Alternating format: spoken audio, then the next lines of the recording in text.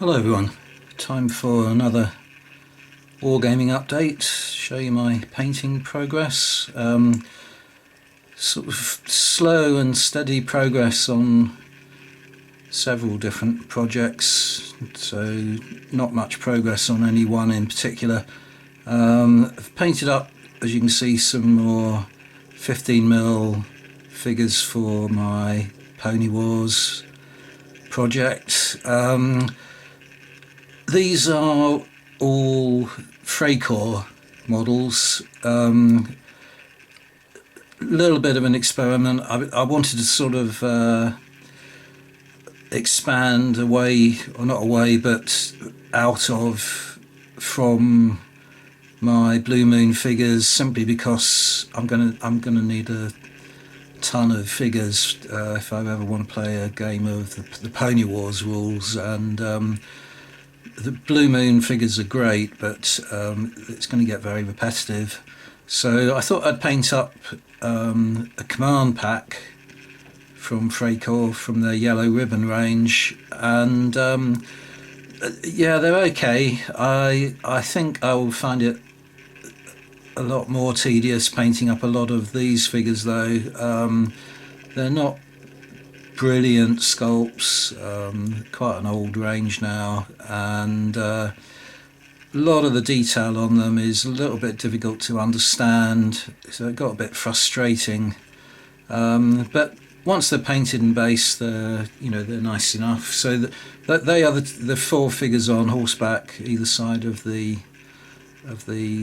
ammo wagon, which is also from Freycore, but I've had that quite a while in my lead mountain waiting to be painted, and I'm going to need 3 of those, it's recommended, so I've got 2 more to paint, so that will do fine. My reservation on the wagon, though, is that I would much rather that it was pulled by mules than ponies or horses, and one of the horses you might be able to see, doesn't show up too much, but one of the horses differs in its in the sort of blanket rolls and so on, what it's actually carrying on the saddle, and I think that is an error. I think they're all meant to be identical, so a horse with a similar pose or the identical pose from something else just got thrown in there,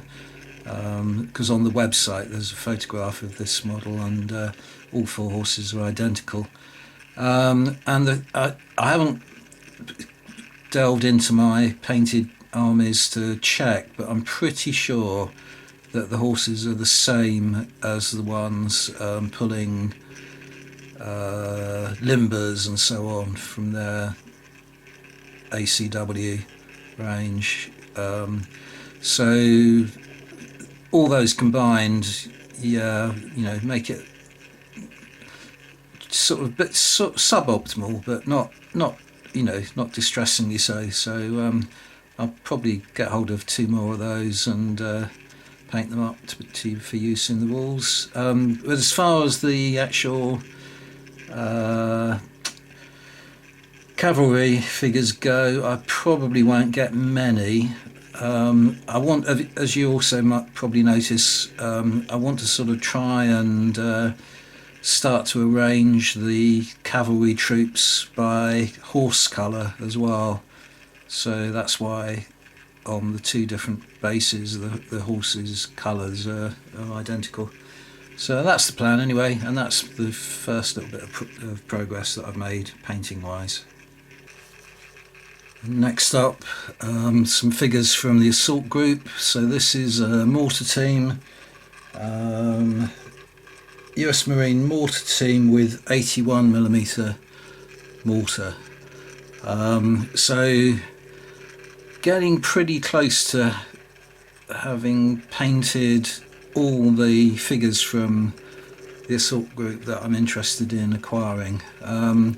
On the matter of this mortar team as well, a shout out to the assault group for their customer service, because they originally I purchased this in July and didn't get around to painting it until recently. And when I took it out the blister pack, I realised that they'd sent me the wrong models. They'd sent me, although it was labelled correctly, they'd sent me some figures from the Vietnam War range firing a heavy machine gun. And when I phoned them up, they were absolutely great about it. They just said, "Oh, give us the order number and we'll send you the correct figures, and hang on to the machine gun team in case you ever get round to starting the Vietnam War." So that was really good of them, and much appreciated. And I've also painted some other figures from the assault group. Okay, and this is a pack of US Marines with flamethrowers. So 4 in the pack. Can't recall exactly, but I'm pretty sure you're not allowed to have 4 flamethrowers in your bolt action army, but that's the way they come, and that's what I've painted up. So as I say, very nearly at the end of my US Marine project, as it were, in terms of collecting and painting up all of the assault group's figures. Whether or not that's going to give me sufficient to play a game of bolt action, I don't know at this stage, but I would suspect quite probably it does. So I'm quite happy with that. Okay, so these are 3 figures from Empress Miniatures. I picked up a whole package of figures, colours from their Beaugest range. So this is the Arab Berber collection, or 3 figures from it rather. These are Arab stroke Berbers with what they describe as litham turbans. Now that's a slightly erroneous description. A litham is a sort of face covering. So yes, you can understand what they mean, that a litham turban is a turban that presumably can also be wrapped around the face, so that term is used. However, strictly speaking, it should be referred to as I think it's a tagelmus. But you will notice that 2 out of these 3 figures don't have turbans that can wrap around the face. They're simply head coverings rather than face coverings. So a little bit confusing that, but I think they're really nice figures, and I'm going to enjoy painting them all up. However, again, as with so many other ranges, there's a lot of confusion about what the Beaugest period actually refers to. I mean, Beaugest is a work of fiction, and it takes place in a kind of hypothetical scenario deep in the south of Morocco, where the protagonists are the Tuareg, and the Berbers were actually, in historical reality, were a more consistent foe of the French Foreign Legion, but all that fighting took place principally during the Rif Wars, at a slightly later date to when Beaugest is set, which is probably around 1908. It's never actually expressly stated in the books. But anyway, what Empress's range offers you,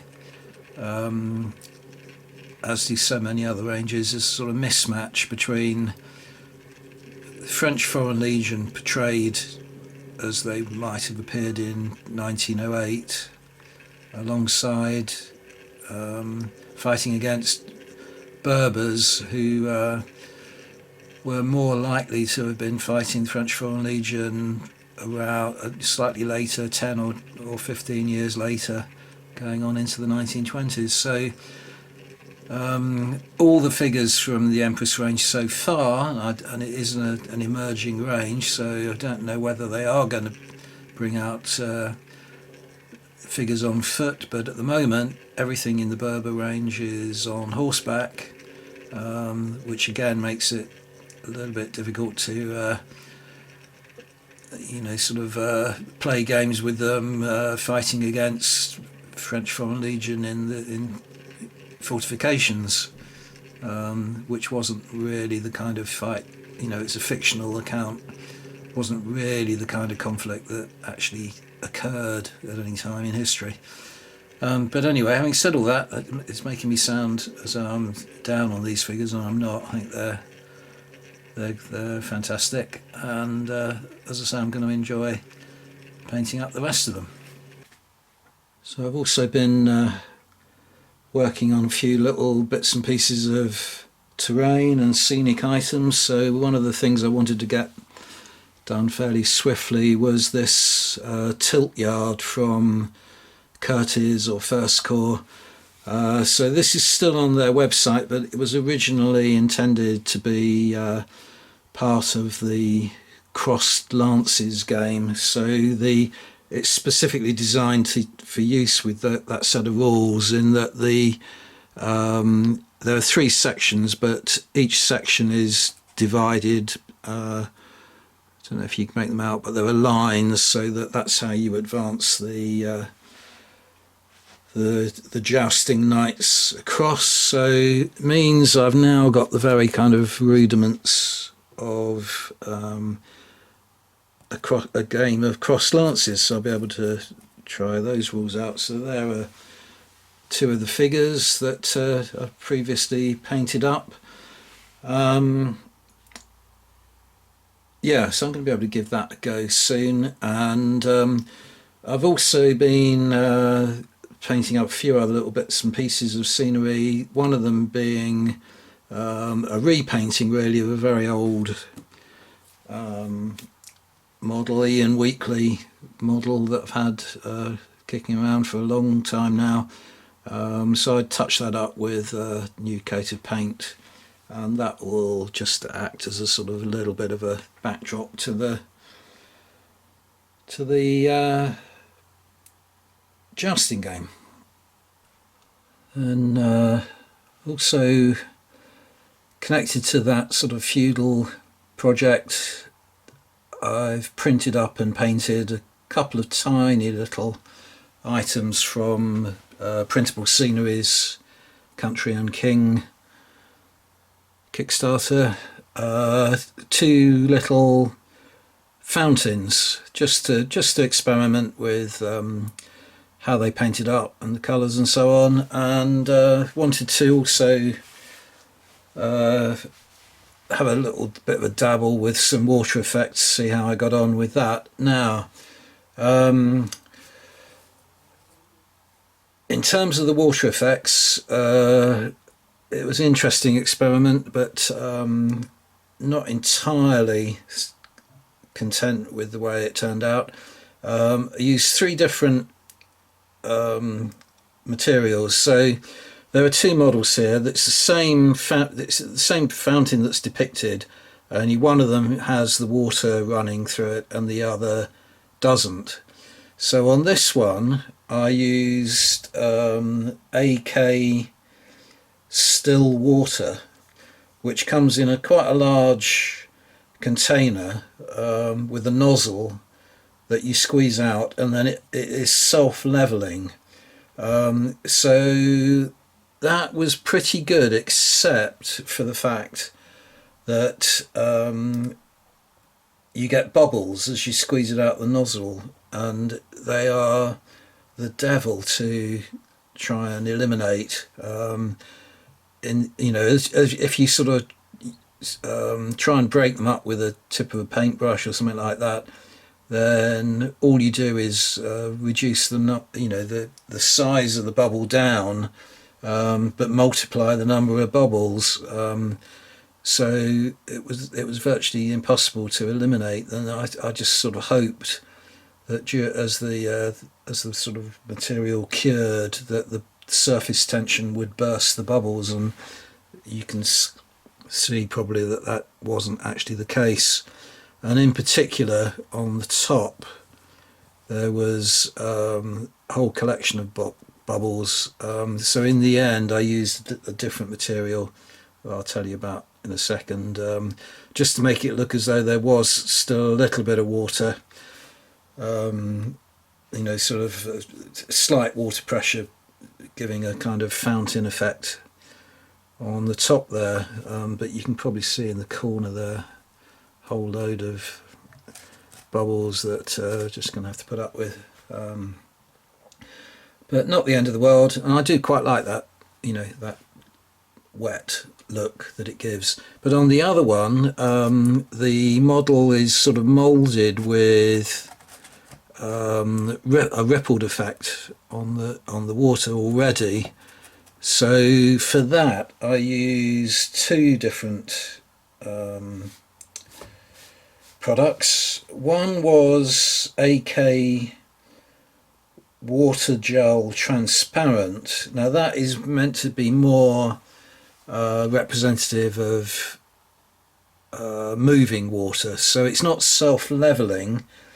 You sort of paint it on and work it with an old brush and so on, and it does give you a kind of slightly more rippled effect, if that's the word, a sort of cloudier effect, in that the water is less still.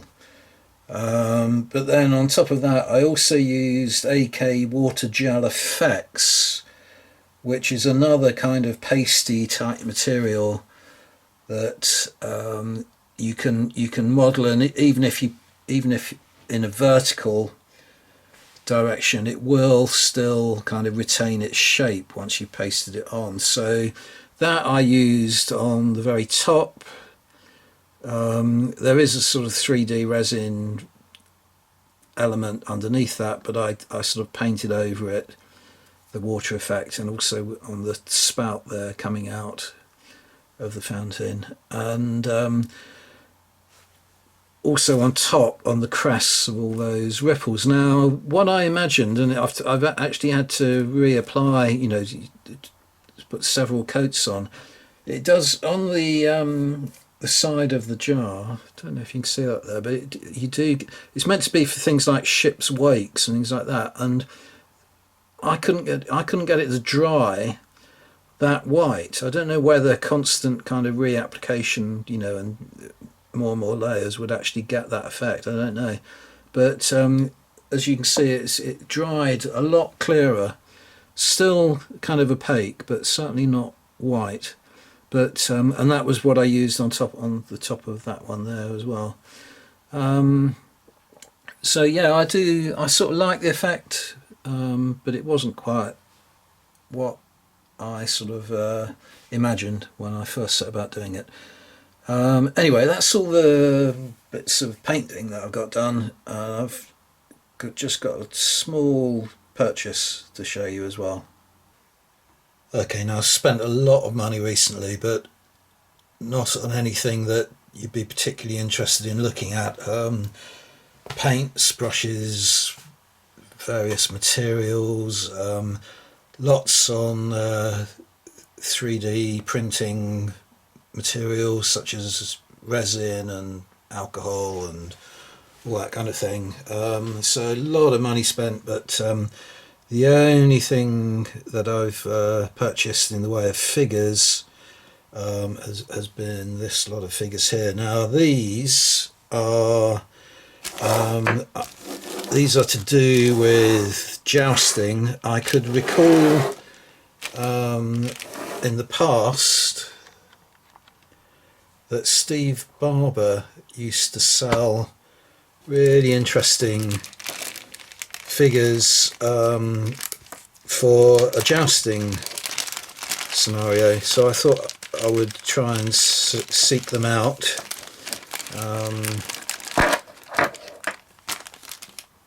and put them in with my, you know, sort of things from Curtis to play cross lances with at some stage.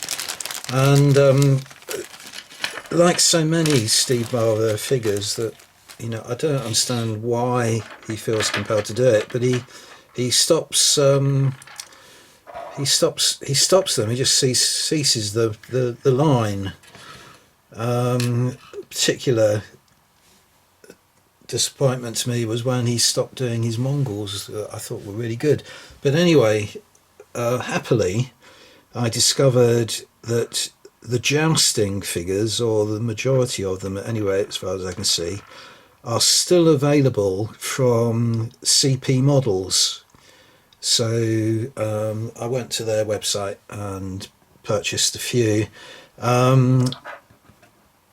The knights themselves, the horse, there's one horse. There's a single type of horse, but the knights come headless, separate lance, and then the heads are what really make these models, because they have a whole variety of really spectacular helmets with crests on. So what I've done is just simply bought three. You just pick a particular type of crest that you want. So I bought three separate knights with three different crests. So this one is a crowned lion, I believe.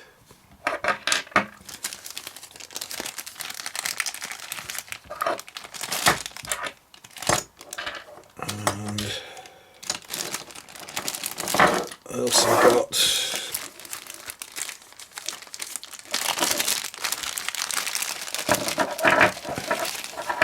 this one, is identical apart from the helmet.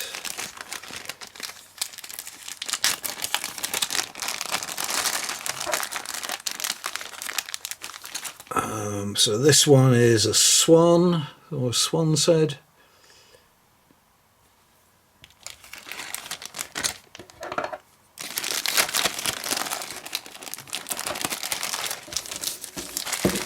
The final one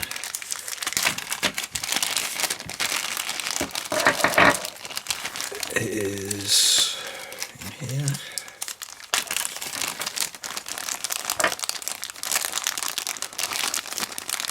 So this one is just a sort of horned. Oops, sorry, suddenly out of focus. So that is a sort of horned helmet. So yeah, more to paint, but you know, the sort of jousting game has a very a sort of finite limit to it. So you know, there is already an end in sight to that project, and then I'll move on to you know, sort of expanding it into a feudal project. So paint up those Robin Hood figures and so on. So also you have a lot of other you know, sort of bystanders and so on. So this is a set of 6 princesses. I'm going to get sort of I'm going to print up something like a couple of stands and so on, and have them watching the joust from a distance.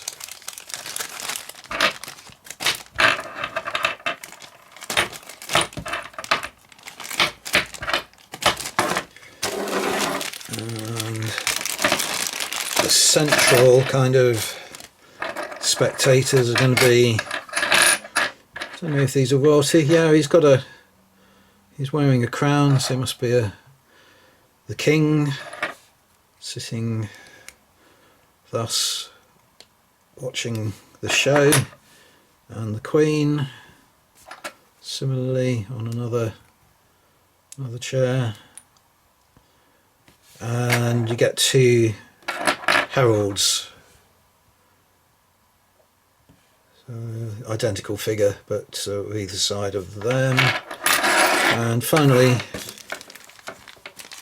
they've added a little freebie, which is very kind of them. So this is CP models, some interesting figures, and they've got from a variety of different sculptors and so on, but they've got a lot of Steve Barber's gladiators and so on, and plenty of other interesting things to look at. But they sent me this free Squire as well, so here's going to make another nice little addition to the whole sort of scenario and game. And yeah, that I think is everything. Haven't got hold of any new books or anything like that this month. So that's my update. Thanks very much for watching, and see you on the next video. Bye for now.